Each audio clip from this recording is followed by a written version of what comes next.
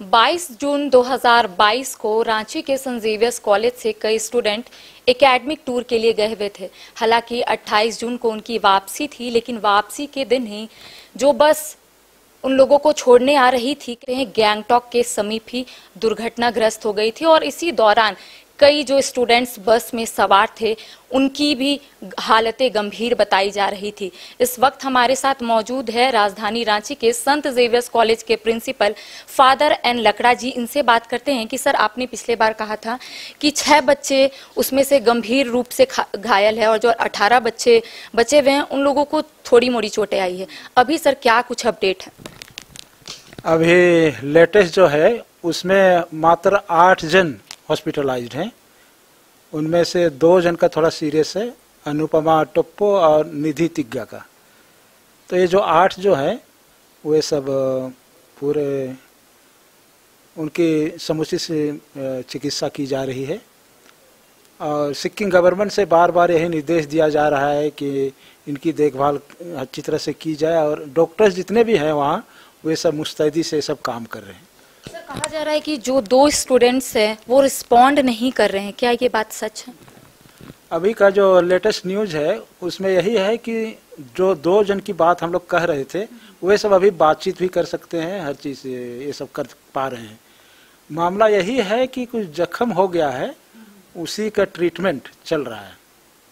Sir, और जो rest students थे क्या वो वापस आ गए हैं? जिनके छोटे मतलब थोड़ी मोड़ी चोटें आई है वो लोग वापस हो गए हैं क्या?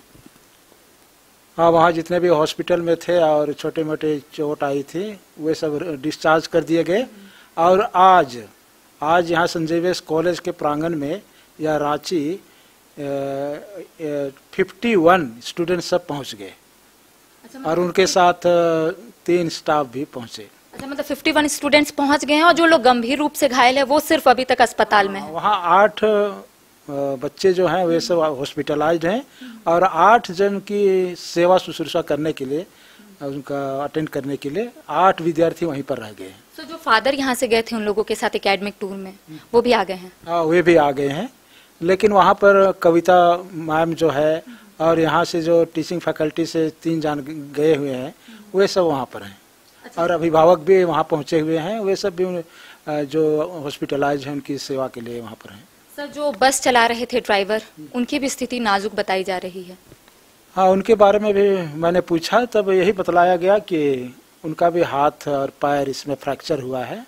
उनकी भी स्थिति इतनी ठीक नहीं है, लेकिन क्रिटिकल नहीं है, इस तरह फ्रैक्चर सब केवल हुआ है। मैं तो ड्राइवर को बहुत शुक्रिया अदा करता हूँ कि उन्होंने अपना ख्याल नहीं रख करके इतने सारे विद्यार्थी हैं, जितने पैसेंजर हैं, उनके लिए खातिर ये सब काम किया। तो आपने सीधे तौर पे देखा कि इनका कहना है कि जो ड्राइवर वो बस चला रहे थे उनका ये शुक्रिया अदा भी कर रहे हैं कि अपनी जान जोखिम में डालकर वो तमाम बच्चों को भी बचाए हैं। सर, क्या पता चल रहा है, रीजन क्या है? रीजन तो यही बताया गया कि ब्रेक फेल हो गया था, क्योंकि इस गाड़ी जो दुर्घटनाग्रस्त हुई उसी के पीछे दूसरी गाड़ी थी। तो उन्होंने देखा कि किस तरह से टेढ़े मेढ़े होते हुए ये सब गाड़ी चल रही है और बाद में भी यही बताया गया कि ब्रेक फेल हो गया था। सर, क्या अभी मौसम वहाँ पे ठीक हुआ है? जो सरकार लगातार कह रहे थे कि एयरलिफ्ट करके तमाम जो बच्चे हैं, स्टूडेंट्स हैं, उनको लेकर आएंगे, कोशिश की जाएगी उनको लाने की। क्या वहाँ पे मौसम ठीक है क्या अभी?